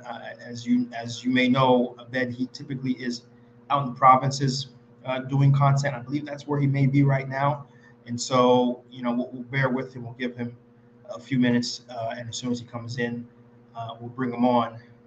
But again, it's I'm learning a lot, right? And I do want you guys to make sure to follow both. I shared Rudy B's page. I bet JL. I'll go ahead and put how you spell or how to find him. Actually, let me get the specific YouTube. Sorry, the Facebook. Facebook. Like he's more on Facebook than on YouTube. I do know he's trying to transition as well to YouTube. Let's see here. Let's see if I can find him. There we go. Abed JL Universe. Boom. And there you go. I'll put that on the screen real quick as we wait for him to get on. We can go ahead and give him a follow. Right there you go. Boom. Right there. Abed JL on Facebook. Right. And that's the big thing, really. I just want to partake in when it comes to content creating. Right. Just do it. However you want to do it, just do it. Don't think that you need equipment. Listen, when I first started, content creating, I bought a Samsung Note. Actually, it's still here. I still use it as like the main office phone. But I bought a Samsung Note. What number was it? Note 9, maybe, right? And that was it. I bought a little thing to kind of hold it, so it's properly held.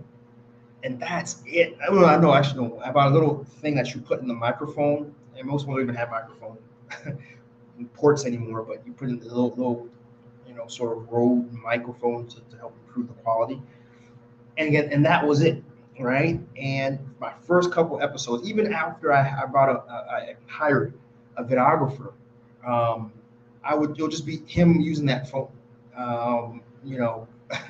and of course, over time, I'd buy a few different things for example, I bought a gimbal. I bought a gimbal for the phone, and I'd walk around with this gimbal, right? And that would be how I shot content, especially my B-roll. I'd use that to get more steady shots and stuff. But over time, we built up to where we are, to the point where today, we have. In fact, I'm gonna take off. I'm gonna show you this cat. I'm gonna move this my web phone, and I'll show you. We have this big light here. Now, we have, as I showed you guys earlier in the stream, we have these sort of backlights here that they change different colors. I got one white one back here. I have one red one back there. And in fact, I have a camera. How easy am I gonna be able to get it? But I have my Canon. Let me show you my stomach real quick and see if I can. Because I had it right behind me here. Because I shot an episode. How do I get this out of here? Where's the get out button? There we go. All right, there we go. And even here, now this is the Canon. This is my 80D, right?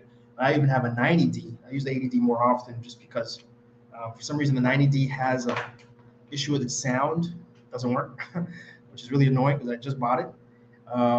And I can't really, I need to bring it back to the States, but I'm sure the warranty is probably gone by now. But in any case, you can see, this is, relatively heavy duty looking camera, but it gets the job done. and just about everything you've seen content creation wise has been using this bad boy here. And I got different lenses. If I were to go outside my office here and grab the bag, I'd show you the different lenses. You know what? Let's do that. You guys don't mind? Let me go grab my bag while I'm waiting for a bed. It's a content creation episode. Let me show you my equipment. Sounds good? Hold on, guys. Let me go grab my bag. I'll play the music, the intro music video real quick, and then I will grab my stuff and I'll show you guys the lenses and a lot of different stuff I use. Right? Sounds good? I'll be right back.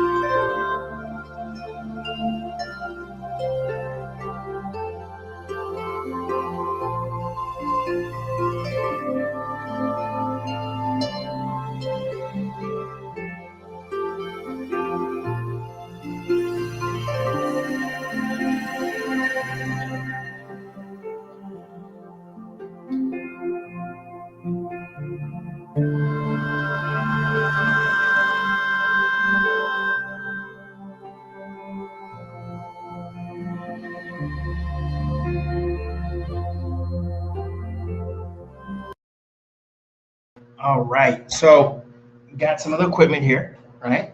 So I want to show you some of the lenses I use, right? Okay. Some of the lenses I use. So this is the 90D, by the way. This is the 90D. It looks just like the 80D, but there's a few things that the 90D can do that the 80D can't, right? The fact that it can do slow motion. The 80D couldn't. This can do slow motion, which is really interesting. That's probably the really main difference. I believe it can also do 4K video. But we don't use 4K. Just doesn't. We just don't have a need yet. Of course, I'm a big fan of the 90D, 80D series just because of this aspect. The fact that you can flip that and you can take a look, especially for self stuff. It's an important element of being able to create content just like that, right? And of course, the lens we use. This is and I recently bought these too. I mean, the bread and butter lenses, quite frankly, is this one I showed before, which is the 18 to 35. It has a autofocus. And this is really the bread and butter, especially if we're doing like an interview or a face shot. This is really, the core of what we use, especially not necessarily for zoom in shots, but especially for B-roll too. I mean, the depth of field of this lens is phenomenal. I highly recommend it. So, for folks. Now, something that a lot of folks don't necessarily, new YouTubers or new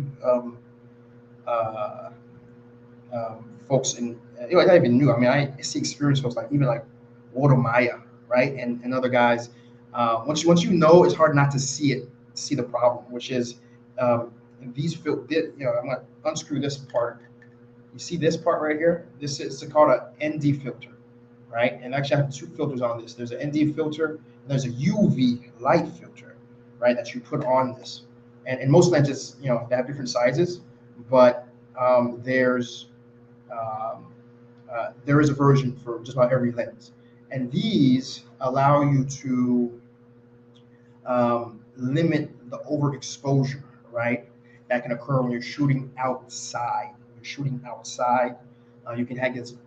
You've seen it too, man, without even realizing. A lot of times it's really white, like there's a whiteness in the video, and you usually see this outside, especially if someone's inside shooting out, but especially if they're out, right? And for a while, my videos suffered that. I couldn't figure out how to fix that. But then I reached out to a professional cinematographer. I was like, man, listen, look at this video. How do I fix it? Like, yeah, just use an ND filter. Use a filter on your stuff, and yeah, that changed the game, right? And even on my lower grade lenses, be able to do that really improve the quality considerably, right?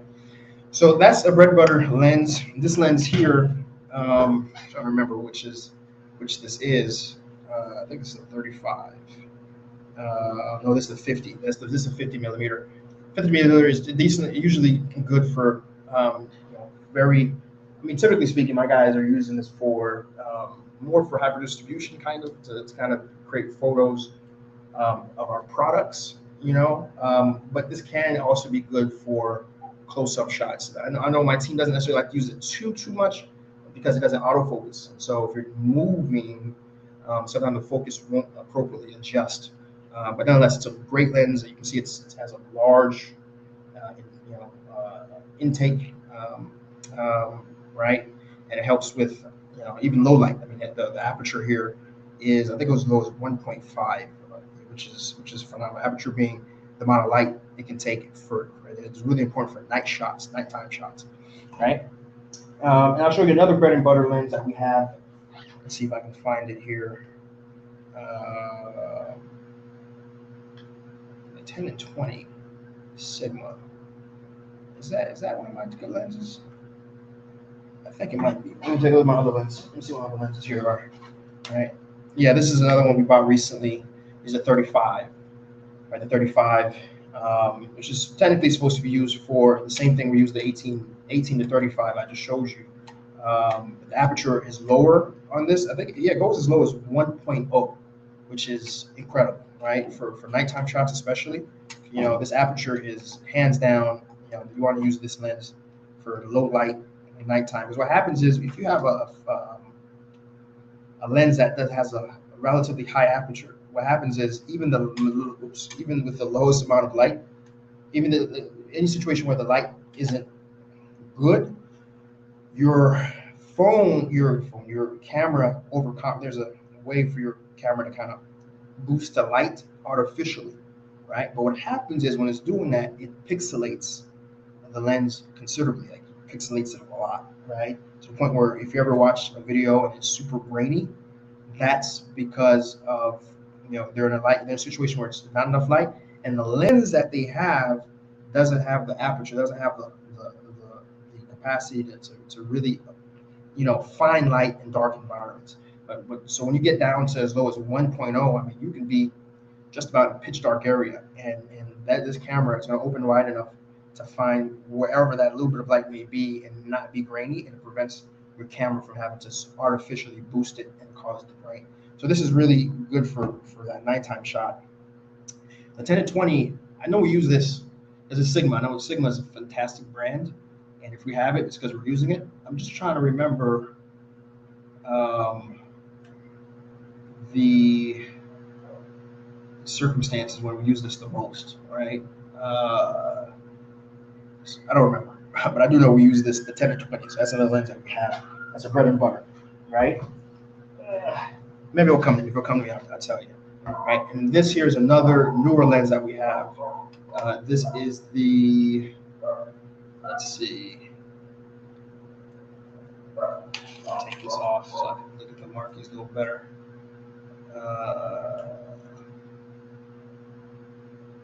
Man, how many millimeters is this thing here? 22, 8. Okay, 85. It's 85 millimeter.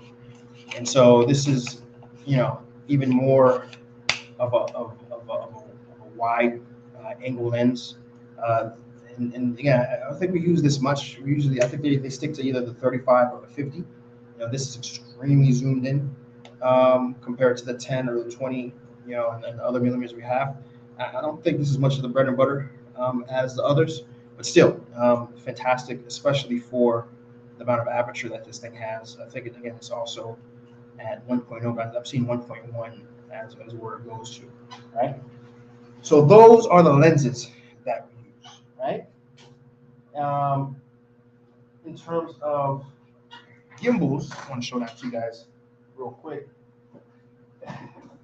We use the, right here, DJI Ronin, right? Pop this box open, turn this around, and it's not. We gotta construct this thing. We always dismantle it, we always dismantle it, right? But I'll just take it out real quick before I put it back in. But this is our gimbal, right? And you put that in, you screw this in right here. Right here, yeah. Screw this in right here.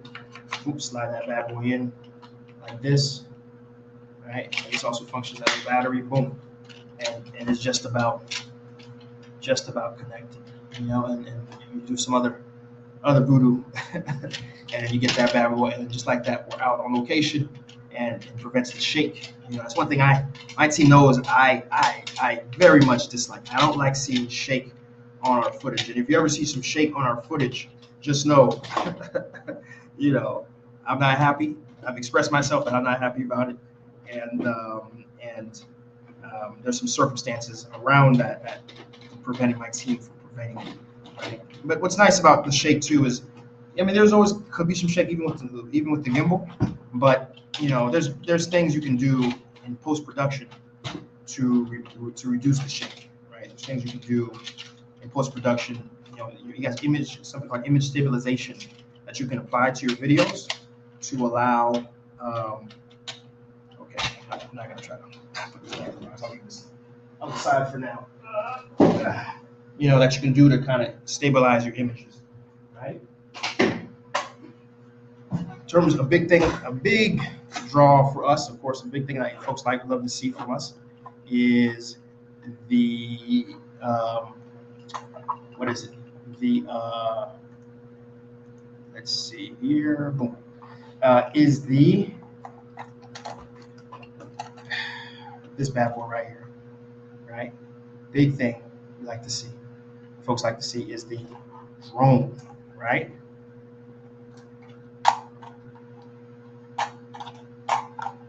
Boom, pop it open, and just like that, right? And this bad boy, we've been using this, the DJI Mavic Pro 2, right? It might be time for me to upgrade.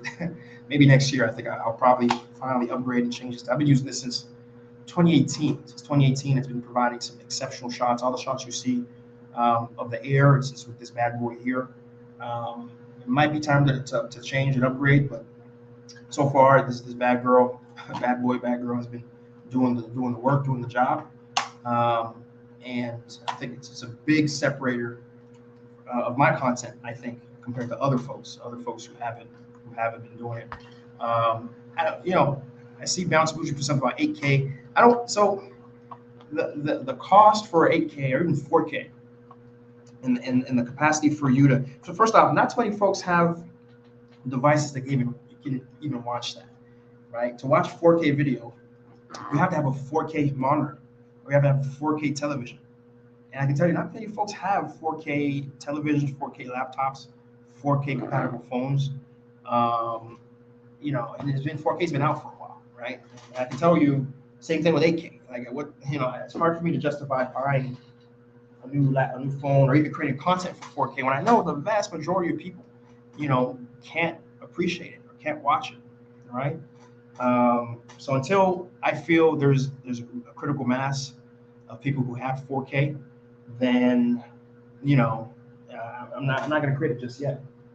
And then of course when it comes to lighting, one of the lightings that's really been helpful for us, though what I showed previously, my battery must have died on that one, has been our new lighting that we purchased, which has been really great. This has been nice too. This is a quick portable sort of lighting equipment that you're able to. It's very flexible. You can attach it. There's no place you can attach it to a standing rod or just have it stand by itself. And that's been real useful for our lighting purposes. But really, it's what I showed you guys a second ago. That's been real helpful for us in terms of being on location, in situations where the lighting isn't so good, and getting the type of lighting we need. Because to be quite honest, when it comes to creating good content, 60-70% of the game is 600% of the game is lighting. Getting that lighting appropriate, getting that lighting correct, getting that lighting, getting that person, in the direction of the sun, right? And so, if you're creating content, I think number one for me is sound, right? If it's a situation where my sound isn't good, just know I'm not happy about it, right? And then number two, the next important element is lighting, right? Those two things, even with no matter what type of equipment you have, if you have those two things, you're going to be okay. You're going to walk out with content that people are going to be wanting to see if you take care of those two things, right? So that, and of course you never go wrong. Nowadays your phone can be so, no matter what phone you have a more recent phone, Samsung, etc. I mean, your phone, these things on here are as good as a camera for most situations. And so, just pulling out your phone, recording it like this. Don't record it like this. Record it like this, and you'll be able to get some spot content that, quite frankly, a lot of folks won't even know it's a phone until much later, right? So, so those are the things. I never did that. Never did what equipment I'm using. So I thought I might as well show that to you. And I guess perhaps Bet has not had a chance to get his equipment back online. So I guess perhaps we may have to do the live and bring Bet on next month potentially. Since his equipment isn't allowing him to be on the live. I think a lot of folks were looking forward to that interview, but perhaps it may not happen. I'm a bit heartbroken, as much as you guys are. But literally, he was on the live while we were speaking to Rudy. He was on, but regrettably, I think his phone may have, because he was going to interview us on the phone, may have potentially died. I'm doing a quick phone call here to see if I can get him last minute. But otherwise, you may call the live show. And I hope you guys. Voice. I hope you guys certainly had a chance to wet your beak in terms of what it takes to content create, and having Rudy B on has been eye-opening, certainly. And I think there's going to be a lot more content coming from her, and I know there's going to be a lot more content coming from her that we can appreciate, right? And And again, if there's any folks with a question or two about content creation, please drop down a line. Please drop down a line. Certainly, I can answer a question or two when it comes to it. You know, I'm someone who, wherever I see content creation from any sort of folk who are doing it, I'm one of the first people to subscribe. I'm one of the first people to comment. I'm one of the first people to hit that like button. Just because, again, the more folks who are doing this, bringing, to the forefront, bring to the forefront what Haiti has to offer, right? Is certainly important. Certainly something I want to support. And I've always been someone who, even if I never received that level of support, but wherever I see someone new to the game, and not even just in content, and just whatever it is, I'm someone who encourages, I cheerlead, right? And so don't be a stranger, especially folks who are trying to content create, do new stuff. Make sure you let me know, and if I feel you're genuine too, it's not just I feel like the person is genuine and the person really is here for long term, then just know I'm gonna follow. I'm gonna follow. I'm gonna subscribe, and hopefully, potentially, we can even collaborate in some capacity. Especially if you want to show that your narrative is appropriate. Because there are some folks who, I may not, they're focused too much on one aspect of Haiti that I may not agree needs that much attention. If you know what I'm saying, right?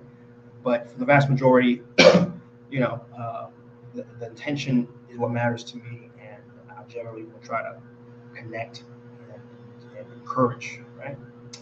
So, I think I'll probably start wrapping up the episode. I just want to remind folks that, SeeJeanty.com/shop, SeeJeanty.com/shop. We have 101 ways to make money in Haiti. Lucrative business ideas, insightful success stories, and interesting business opportunities for visionary entrepreneurs. That book is out. That book is available, right? I do encourage you guys to go check that book out. Thus far, being someone very nervous to write that book, when you spend almost a year and a half writing something, putting your time and energy into sewing something, I almost didn't even want to release it. I didn't think it was ready still. I probably, if it was up to me truly, I probably would still be working on that book now, right? But I think it's like, let's just put it out there. And so thus far, it's been helping folks, and that's a mission accomplished for me, right?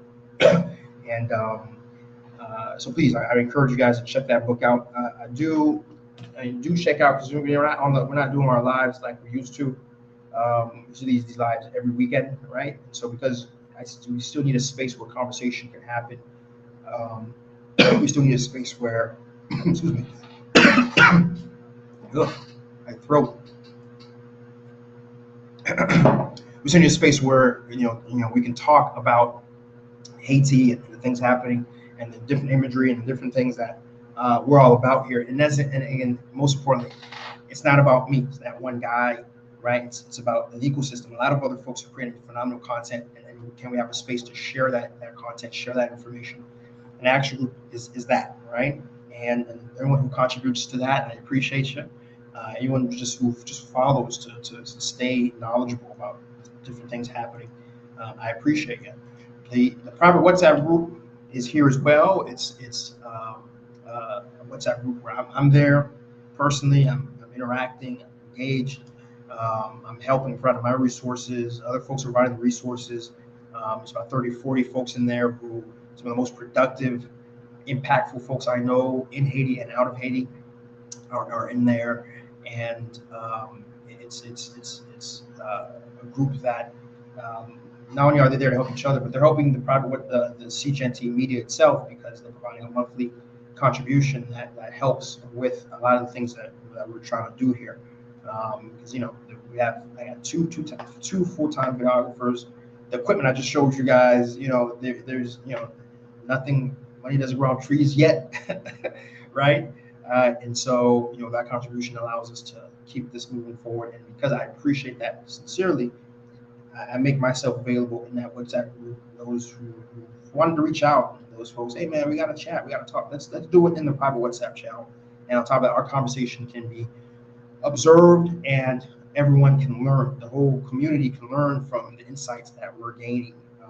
And so I encourage folks to check out the private WhatsApp group, and we hope we get 1 or 2 new folks from within there.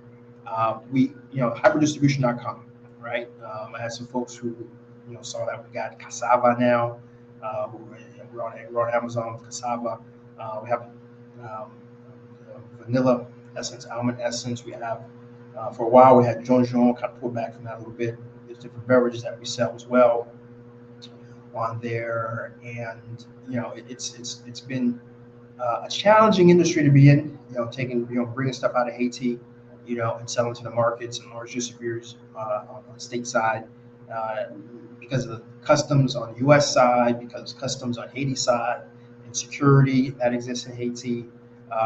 It's been challenging, but it's something that I've enjoyed doing tremendously, and I know that we're impacting Haiti appropriately. The fact that my company really employ 15 folks full-time. We're part of getting stuff ready, to export, get them in the boxes, load them in the containers, right? And we're just getting started. We're hoping to grow this, and I'm only in one area right now, even though my redistributors are selling to other places in America, even in Canada. But we're only in one location right now in America, in the South Florida area. But I feel like there's a lot of room to grow, a lot of space to grow what we're doing operationally. And so those who are interested in wholesaling themselves, those who just want to buy a few items, that information is on hyperdistribution.com. There's links to Amazon if you just want to buy a few items, right? Or if you want to buy a whole bunch, make sure to email us, right? And of course, do check out the baby registry. Your boy has a young one en route coming, right? And of course, diapers aren't the cheapest, so do go ahead, and if you want to bless your boy, go check out that link, right? Baby registry is there. Buy something, get something, so support, show your love in a different way. The new generation of Jeanty is coming, and I tell you what, it'll be great if she pick up the mantle and create content for her generation of Haitians, who I hope will have a different experience than my generation and your generation, her generation. Honestly, there'll be a Rwanda Haiti that is, growing, moving forward, inviting folks who are out, and economic growth for everyone across the board in the country, right? So, but in any case, we'll see. All we can do is do our part, this generation, so that next generation can have a better, easier shot in getting to that finish line, right? And that's the episode. Again, regret we had some issues last minute.